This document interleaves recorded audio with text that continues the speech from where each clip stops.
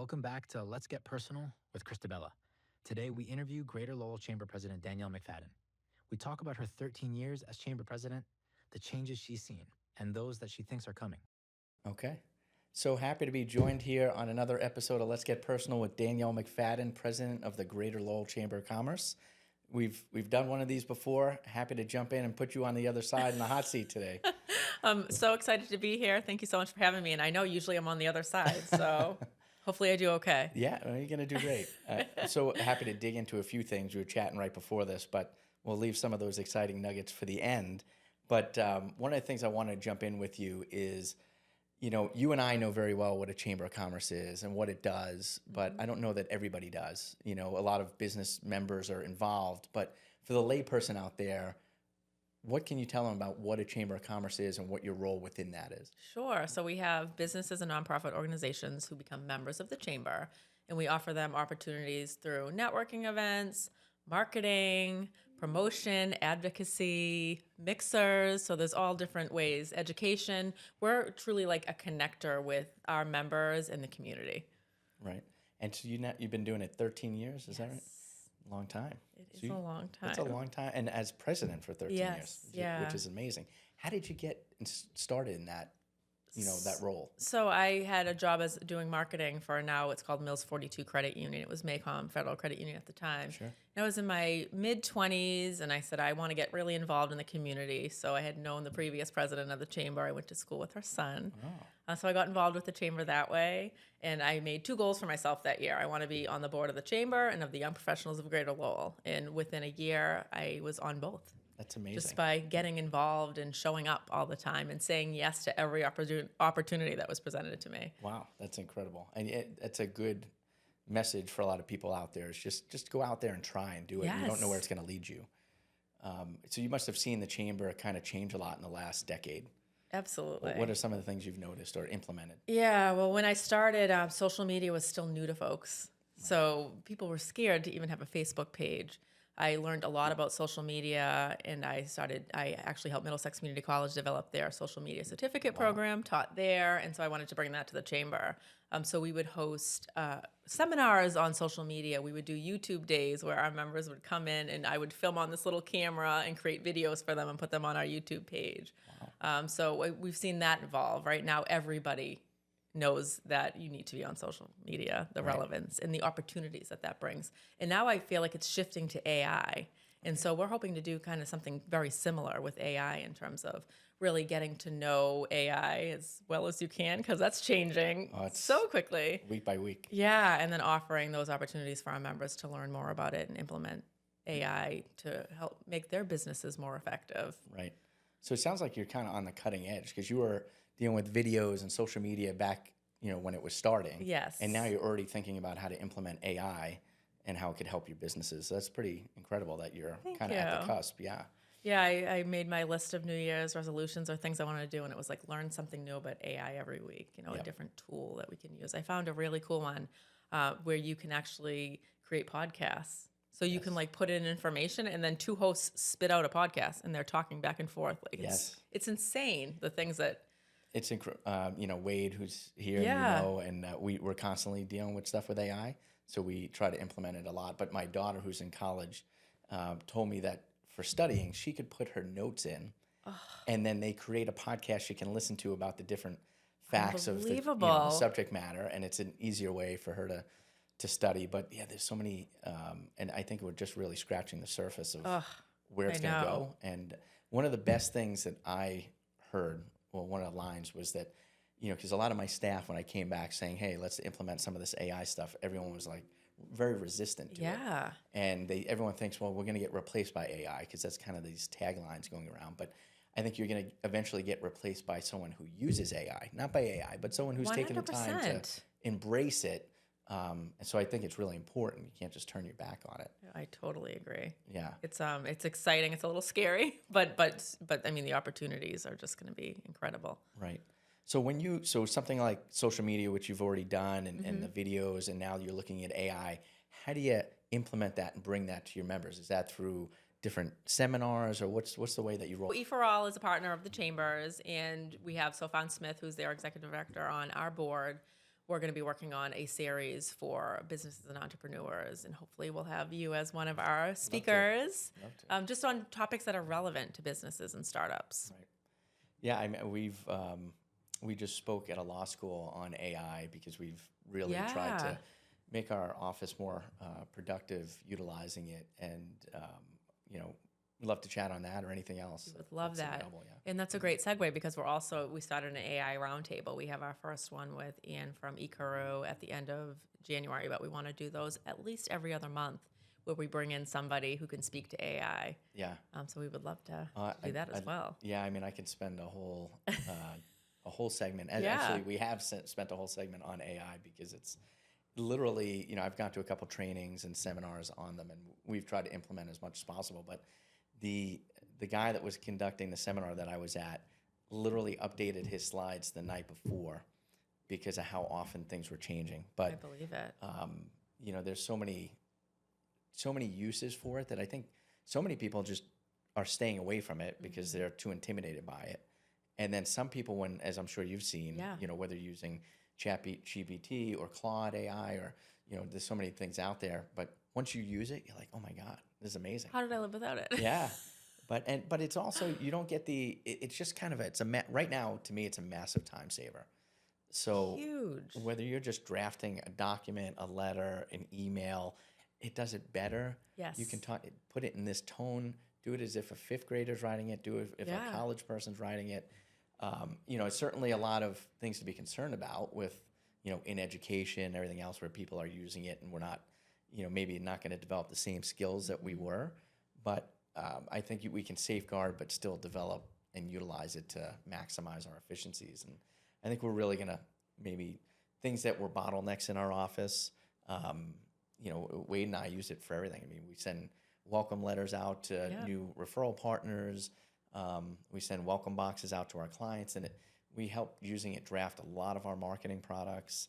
So you still need people to review and edit. Absolutely. But man, you get through a lot of content a lot faster than if you were creating it all yourself. Yeah, and once you start plugging it in, then it starts getting to know your tone and your voice and what you're looking for, and it's that much more efficient and effective and really kind of nails the voice of your company. Yeah, 100%. There's actually even, which Wade has begun doing, not to pull the curtain back too much for us, but he's created a voice that sounds eerily similar to mine. Wow. So we can use it for, different educational videos in our marketing where it's literally, we write a script, we approve it, and then he'll have somebody through AI voice my voice. I don't even have to do anything. It's incredible. Other than read, edit, and approve and make sure that it's, what we want to put out there. But it's kind of scary in some ways. Yeah.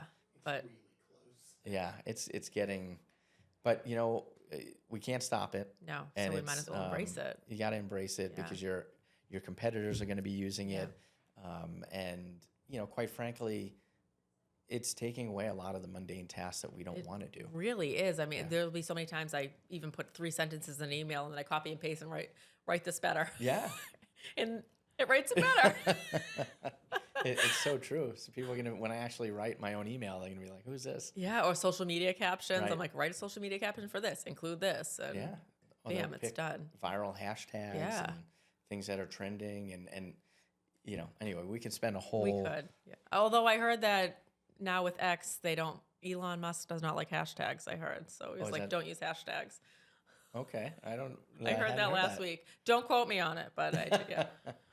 Well, everything's changing so quickly, and I'm sure that's going to continue to happen. I'm surprised we haven't had, real new platform on the social media front. I know he took Twitter over and made it X, but still kind of the same platform. Right. But, every once in a while, when we were growing up, right, they had MySpace and these things that kind of come and go, and Facebook's been there forever, but it's interesting how, we're very cognizant of it, whether you're marketing on Facebook or Instagram or LinkedIn, they're very different audiences, and they look for different content, and you need to market to them differently. Absolutely. And they have different demographics, and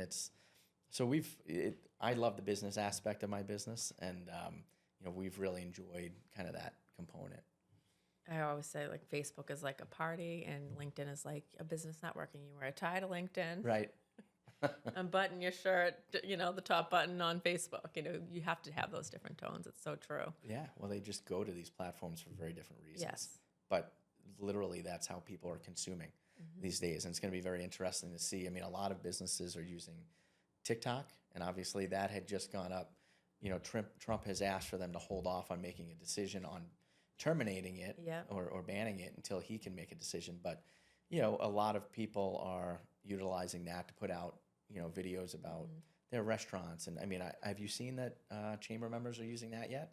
I know that's a little just newer. a little bit. Instagram, finally, over the past couple of years, I feel like people are using that more, but not too much TikTok. Yeah, I've definitely, we've seen an increase in it. And it's a great place to house little snippets of your podcast, obviously. But you can fly through content really quickly there. But you can get a little better sense of who people are, and I feel like Instagram is really. Instagram Reels has really tried to mimic what some of TikTok is doing. I agree. But it's another, if you could be out in as many spaces as available to let people know what you do, that's what we're trying to be omnipresent. Oh, you do such a great job in even repurposing your content. Yeah, thank you. If you do something, you might as well repurpose it for the different sites and reuse it and take the pieces out and do whatever you can to maximize. Oh, 100%. I mean, we try to do different email campaigns where we're sending things out to former clients and business partners so that they know what we're doing. But you can use, to your point, that same clip that maybe we're using here today and put it out on 4 different platforms. You can use an email. You can, there's just so many different ways to get the most out of it. But that's why these seminars and learning from other business owners is so important. I've really, one of the things I've done in my practice, and Chamber's been great for this, is you get introduced to so many different vendors or different business members within the community, and I always take a meeting. So if anybody's trying to sell me something or, teach me something, it may not be something I need right away, but just to be aware of what's going on and the different techniques that people are using, at some point you find a way to integrate it, and I feel like I'm at least in touch with what's current. Yeah, oh, you sure are. And I think sometimes people will go to a networking event and say, well, I don't want to talk to this person because they sell solar panels on a roof. Right. I don't need those. Well, you never know who that person knows, right? So, it's such a missed opportunity if you're not willing to have that conversation. Oh, and how they market, I mean, we're all selling products, and, how a solar panel company, I mean, I know a lot of them do door-to-door, which is not what we do in this practice. You're not going to go door to door? Be like, hey, do you need me? But I mean, there's so many unique ways nowadays to market to people, which is changing so much month to month. And I'm a constant student, loving to learn from people. Great. Roll that out. Yeah, I mean, for social media, and we're still kind of scratching the surface, like you said, with AI, but for social media, it was doing seminars, doing webinars, doing the YouTube days, actually sitting down with our members and helping them set up their pages. I remember, back when I started, I was doing some social media consulting and teaching at Middlesex, and I had somebody call me like frantically. I was on vacation, and she was an older woman, and she's like, someone just called, and they can do our social media for us, but it's $500 a week, but I have to do it now. And she felt this such sense of urgency, and I thought to myself, you can do this yourself. Right. With the right tools and with the education. If you want to outsource it, great, but you should know that you do have the capability of doing it. Right. So I think that's just so important, empowering businesses and organizations. Well, it's a great resource that you're providing, because one of the things I've learned practicing for 20 years is that having a trusted partner, when someone calls you, they've worked with you, they know you, so your opinion carries a lot of weight, versus the person that's trying to take advantage and just sell them a product, get them signed up, and then probably not even deliver on what they've done. But we've worked with a lot of SEO and people on all types of marketing, and a lot of times they don't fulfill what they're supposed to, or I could have gotten from a resource like the Chamber, for a fraction. So it's great that they can turn to somebody like your organization for that. Yeah, or even our members, right? Because we know our members. Right. So if you're looking for something, and even if you're watching or listening and you're just a community member, you don't own a business or run an organization, but you're looking for somebody, call your chamber. Right. Because we know people, we're connectors. We can be a resource to find whatever product or service you're looking for. So is the chamber always looking for new members, or is it? Yes, we are. And so how do you actively do that? Is it word of mouth? Is it just chamber meetings and they mention it to somebody else they see in the business world? Yeah, it's a little bit of everything, right? I mean, nothing's more powerful than word of mouth, right? I mean, but with the online, the internet, social media, it's word of mouth too. Right. So we can utilize social media, our website, podcasts to get the word out there. Right. But there's nothing like Chris going up to somebody and saying, "Hey, have you heard of them? You need to join." Right. That's just incredibly powerful. Yeah. Well, it's still the old-fashioned way. Yeah. Just like you found your way into it. Yep. To start, it's nice to have a trusted source to direct you. Where do you see what do you see the next 10 years looking like at the chamber? Yeah, I think it's just continuing to be that connector for the community. You mentioned people being scared by AI. I mean, there's nothing that replaces the personal touch. Right. Going to an event, shaking somebody's hand. So continuing to do that, but evolve, because I've always said, we're not your grandfather's chamber. It's not just these stuffy meetings.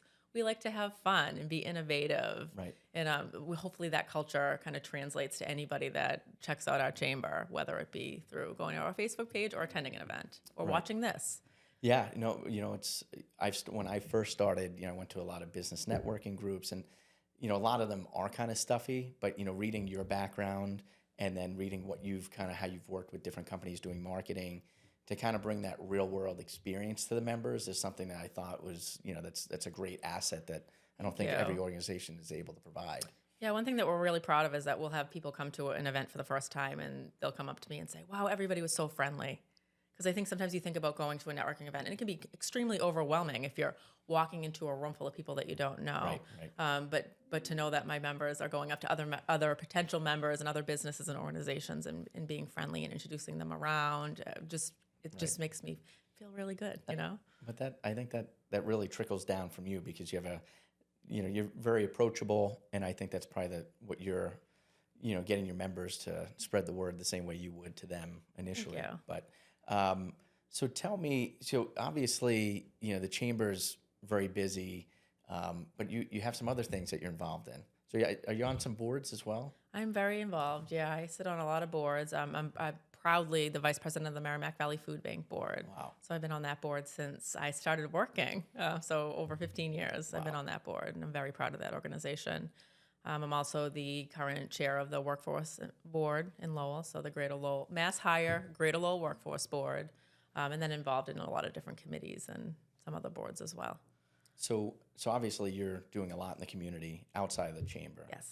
Does the chamber do much outside of like a business B2B type of thing with the community, or is it just business to business? Oh, we're very involved. So we have a great relationship with the city of Lowell. I help co-chair the Mill City Festival Fund, which helps bring in all the money that support Winterfest, 4th of July, and City of Lights Parade. So we do that. We're a partner in the Lowell Folk Festival. And then we have great relationships with the surrounding communities as well. So we're always trying to do stuff within the community. Wow. So you don't sleep much, sounds like. I don't think you do either. So well, you have some young kids, so you're busy nonstop. And a little birdie told me that you might be running for office. Yes, I'm going to be running for a Lowell School Committee. Amazing. So the election's in November. I'm very excited. So tell me a little bit about how you made that decision. Yeah, so I've been interested in politics and getting more involved on that level. I have kids in the school system. There's not anybody on the school committee currently that has any children in the school system, and I just think to have that parent voice is extremely important. And I've also seen how families have struggled with things like mental health, resources. I have parents come up to me all the time and ask me about when's basketball tryouts, when are signups for this, how can I get these resources? And I think just having somebody that can help give that information and be a voice of everybody in the Lowell Public Schools is really important. I hope to be that person. Yeah, well, I think it's immensely valuable. I have 3 kids, as you know, and they're one in college, 2 in high school, but I mean, the whole world of education has changed a little bit as we went through the pandemic, and now we're out the other side and trying to get back to some sense of normalcy. But I think having a parent that has gone through it, that understands kind of how it's impacted these kids, the resources they need, which are different from probably what they needed before. Absolutely. I think that's very important to have that voice. Thank you. I applaud you. As we talked about before, running for office, I've done it many, many moons ago, and it is not for the faint of heart, but also very rewarding. I think if you do it for the right reasons, like you're doing it, I think it's immensely rewarding, but it's work, it's even just running, knocking on doors. So this is for the next election, a year from now. Yep. So is there any place that somebody can, if they're interested in your campaign, they can donate, they can reach out to you? How do they get a hold of you? Yep. So I have a Facebook page and Instagram right now. They're both Danielle McFadden for Lowell. Right. And then my email address for the campaign is daniellemcfaddenforlowell@gmail.com. And we'll be doing a fundraiser coming up in a couple of months, hopefully bringing families in, because I think I'd be representing the students. So having them there is going to be really important. But we're active on social media, and we'll continue to do so. So yet another place that your marketing background, this kind of folds right into that to help you get the word out. Yeah. Because obviously you're very known in the community, but obviously nice for the new people to learn who you are. Thank you. That don't know you already. Yeah, and I really want to do a good job at letting people know who I am and learning more about me and my family, and having that transparency. You want to have somebody represent you that you know, like, and trust. So I'm going to hopefully work hard to earn a lot of votes. Excellent. Well, I think that, I know we've kind of gone back and forth a couple times. Yes. We've been playing a little bit of tag, but I'm happy to get this sit down. Me too. Been a little while, but I'm so happy you joined us today. Anything else that's on your mind about the chamber? Any upcoming events or things that we can share with prospective members, or ways that we can sell new members on joining? Thank you. Yeah, we have a ton of stuff coming up. Lindsay Former, our member engagement coordinator, has been working really hard on filling up our calendar. So you can check out, we have a ton of mixers coming up, but we also have some great events like our Community Connections Breakfast in March, which features the city manager of Lowell and all the town managers of the surrounding communities, which are Billerica, Chelmsford, Tewksbury, Tingsboro, Westford, and Dracut. Wow. And then we have our Distinguished Young Professional Awards in June, and right now nominations are open right now. So if you know a young professional 40 and under who lives or works or goes to school in the Greater Lowell area, we're looking for nominations for those. And this is a non-member. You can... Any young professional. Okay. Yeah, and that's honestly my favorite event of the year. We usually have, so what happens is the community would nominate somebody, and then once you get nominated, you get an application that you fill out. And then we have a committee of board members and young professionals committee members come together and select them. We don't have a specific number in mind. We usually end up around 15 or 16 young professionals that we honor at this luncheon in June. Wow. And it's so exciting and inspiring to hear about the backgrounds of everybody receiving awards. And it just makes you know that, like, we're in good hands. Right. As some of us age out, there's some really great people that are going to kind of pick up the pieces and help bring our communities forward. Well, it is nice also to recognize people, because a lot of times it's, you always hear, you need to do more, you need to do this, Yes. you need to do that. So if you can actually get some people that can actually point out some of the people that are doing it right, or going the extra mile, or, really giving back in ways that is unique, that's nice to recognize them. Yeah, I think young professionals in many cases think that they don't have enough experience, or people don't want them to have a seat at the table, but it's quite the opposite. Like, I always found like people were always embracing me and bringing me into the fold. And if you say yes to these opportunities and get involved, like, you'll find that people that are older than you are very receptive to bringing you into their organizations, their businesses. Once you start saying yes to things, you're going to get a phone call from a lot of people. People will, right? You're right. Yeah, it's a very, you make that one pledge or goal, say yes to everything that comes up for a month, and you'd be surprised where that leads you. Absolutely. What anything else coming up in the chamber? So you guys have months planned out, or how does that work? Yeah, we're already, we have stuff on the calendar, I think, through November already. We're still adding, but so we do stuff in the mornings, afternoons, evenings, a variety of different things. We want to really appeal to a broad range of businesses and organizations, and also accommodate people's schedules. So we try to do a little bit of everything. So if somebody's kind of like, hey, I listened to this, it's interesting, I'm starting my own business, or I'm already in the community, and they're interested, but they don't know for sure, and they want to just learn more, do they just reach out to you, email you? Is there stuff to read online? Both. And we're actually going to be in the process of revamping our website, so we should have something new out, I think, by the end of February, which is exciting. But there's a ton of info on there, and obviously reach out to me directly, and I'm always happy to have a conversation. And you have a ton of great podcasts out there already, which has some great feedback. So that's great. So everybody should go check out the website, the Chamber of Commerce, and also keep an eye out for this rising political star. Thank you. Well, I appreciate this opportunity. This was so much fun. You're welcome. Thank you for coming. Thank you. As always, thanks for joining Let's Get Personal. If you know someone who might like this episode, please share it with them and review us on iTunes, as it really helps us to get the word out. And don't forget to like and subscribe to Let's Get Personal with Chris DiBella on iTunes, Spotify, or wherever fine podcasts are downloaded.